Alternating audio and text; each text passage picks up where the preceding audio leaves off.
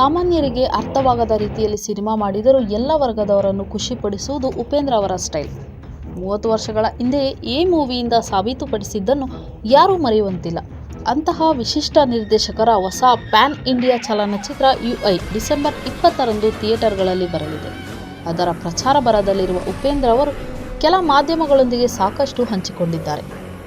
ಆದರೆ ಅವರು ಹೇಳಿದ್ದನ್ನೆಲ್ಲ ಕ್ರೋಢೀಕರಿಸಿ ನೋಡಿದರೆ ಥಿಯೇಟರ್ನಲ್ಲಿ ತೋರಿಸುತ್ತಿರುವುದು ಸಿನಿಮಾವೋ ಅಥವಾ ಬ್ರೈನ್ ಟೆಸ್ಟೋ ಎಂಬುದರಲ್ಲಿ ಎರಡು ಮಾತಿಲ್ಲ. ಸುಳಿವುಗಳನ್ನು ತುಂಬ ಆಳವಾಗಿ ನೀಡಲಾಗಿದೆ.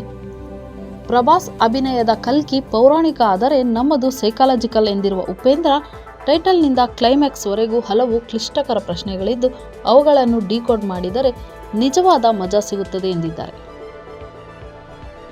ವಾಸ್ತವವಾಗಿ ಪ್ರೇಕ್ಷಕರು ಥಿಯೇಟರ್ಗೆ ಪ್ರವೇಶಿಸಿದಾಗ ಮೆದುಳು ಹೆಚ್ಚು ಕೆಲಸ ಮಾಡುವುದಿಲ್ಲ.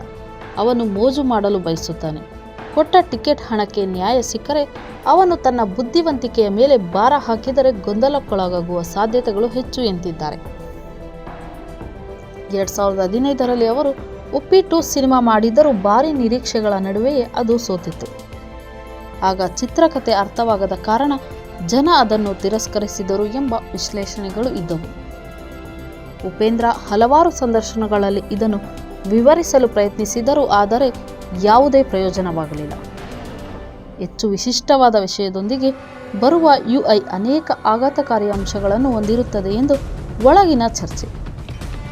ಕೆಲವು ವಿವಾದಗಳಿಗೆ ಕಾರಣವಾಗುವ ಸಾಧ್ಯತೆ ಇಲ್ಲ ಎಂಬುದನ್ನು ತಿಳಿಯಲು ಇನ್ನು 4 ದಿನ ಕಾಯಲೇಬೇಕು.